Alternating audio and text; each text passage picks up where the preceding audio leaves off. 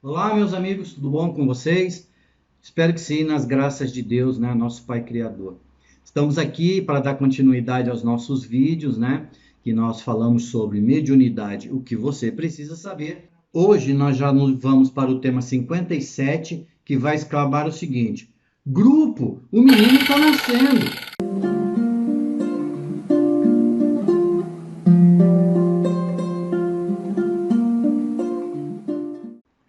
O nosso estudo espírita dessa quinzena vai focar sobre o tema a gravidez e a reunião mediúnica, ou seja, quanto à participação de grávidas em reuniões mediúnicas, não é? Bom, especificamente na codificação da doutrina espírita, nos livros, né, que fazem os 5 livros da doutrina espírita, nós não encontramos nada específico sobre o assunto. No livro dos médiuns não tem, não é? Porém, o exercício da mediunidade, nós sabemos pelos nossos estudos, e no livro dos médiuns explica bem claro isso, que ele depende, né? Esse exercício da mediunidade, ele depende tanto do estado físico quanto do estado moral do médium, não é?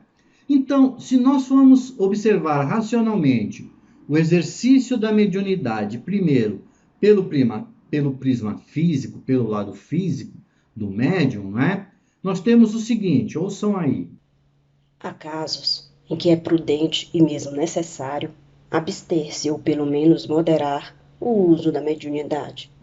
Isso depende do estado físico e moral do médium, que geralmente o percebe. Quando ele começa a sentir-se fatigado, deve abster-se. Como já disse, isso depende do estado físico e moral do médium. Há pessoas que devem evitar qualquer causa de superexcitação, e a prática mediúnica seria uma delas. Allan Kardec, em O Livro dos Médiuns. Então, como nós pudemos observar, né, o exercício prolongado da mediunidade, especialmente de efeitos físicos, ela vai o quê? Despender muitos fluidos, não é? Então o médium, não é? Nós gastaremos muitos fluidos para exercer a mediunidade, especialmente a de efeitos físicos, não é? Durante muito tempo. E isso pode levar o médium, não é? A um estado de cansaço, de fadiga. E esse estado de fadiga, de cansaço, claro, ele é reposto, né, recuperado através do repouso. Assim, nós entendemos que em casos de gravidez com risco, não é aconselhável a participação da médium nas reuniões mediúnicas, não é?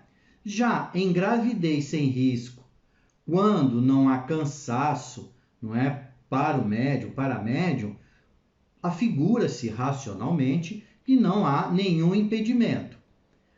Então, nós vimos pelo lado físico as duas situações, não é? Para a gravidez de risco e para a gravidez sem risco, o lado físico. Agora nós vamos observar racionalmente o exercício da mediunidade visando o prisma moral. Ouçam aí. O ato mediúnico é o momento em que o espírito comunicante e o médium se fundem na unidade psicoafetiva da comunicação.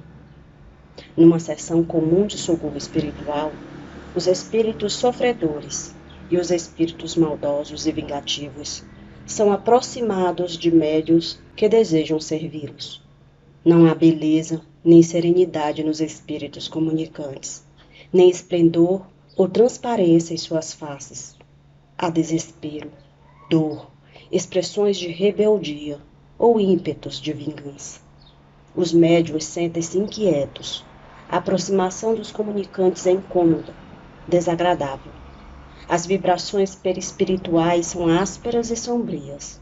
Numa sessão de desobsessão para casos graves, as comunicações são violentas, os médiuns sofrem, gemem, gritam e choram. José Herculano Pires, em um livro, Mediunidade. Todos nós sabemos, não é, pelas explicações dos livros espíritas, que o processo reencarnatório é um processo delicado e que envolve aspectos energéticos e psíquicos. Como exemplo, novamente, a reencarnação do Sigismundo, que na quinzena passada nós falamos, né? Deixamos como dica.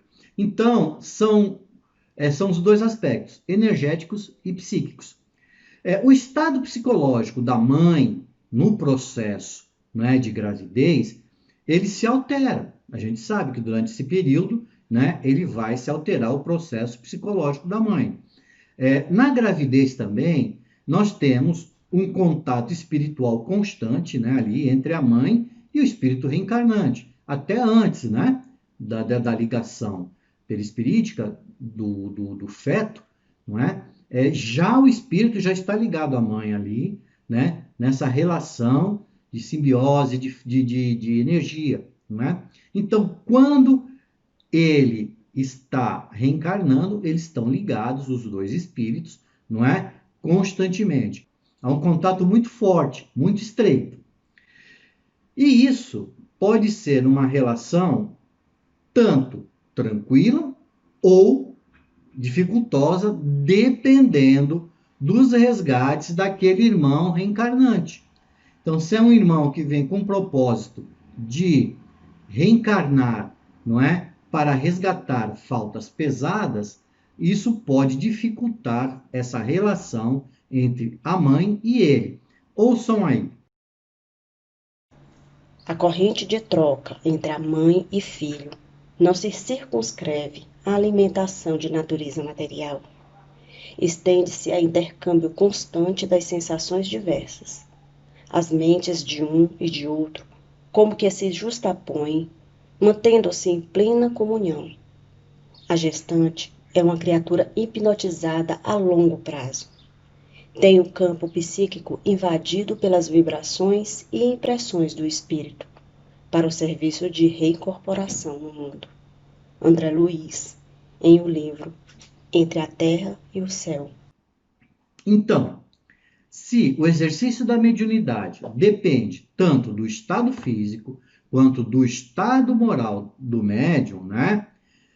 Nós observamos que na nossa tarefa de dialogador, né, nós já há mais de 20 anos trabalhamos como dialogador, a gente já viu diversos tipos de irmãos que vêm durante as passividades, né? Os médiuns e as médiums dão vários tipos de passividade. E nós, no nosso grupo, nós tínhamos ou temos desde comunicações amorosas, não é? Até aquelas comunicações de natureza penosa. Para ilustrar melhor essa minha fala, não é? Eu trouxe as palavras de uma médium do nosso grupo mediúnico, irmãos fraternos, que por muitos anos labuta na mesa, não é? Mediúnica, para que nós possamos perceber o que ela sente. Ouçam aí. Só quem se expõe à prática da mediunidade é que sabe o quão penosas são as energias de um irmão desencarnado, a dar a sensação de estar rasgando suas entranhas. Imagine isso numa passividade de uma mulher com um espírito reencarnante em seu útero e carregado de toda a fragilidade do retorno ao mundo físico. O quanto isso pode ser prejudicial a ambos, desorganizando energeticamente e psicologicamente seus corpos perispirituais e somáticos. Então, meus amigos, como observação, eu posso dizer que nas literaturas, nas opiniões, nos blogs, elas são muito divergentes, se deve ou não participar.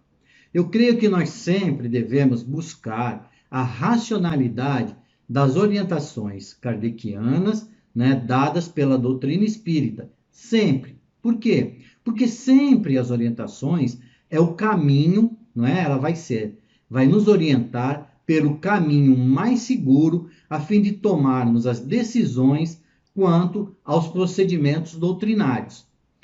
Além de que, seria muito traumatizante se durante uma reunião mediúnica nós tivéssemos um reencarne. Você imagine, não é? Você ali na reunião trabalhando e de repente a médium grita: gente, o bebê está nascendo. Imagina a correria, tá bom? Era isso. Sejamos sempre coerentes com as situações. É só isso que o Espiritismo nos pede, tá? Um abraço a todos, uma boa quinzena e lembrando sempre, mediunidade é uma relação de amor e de fraternidade. Tchau!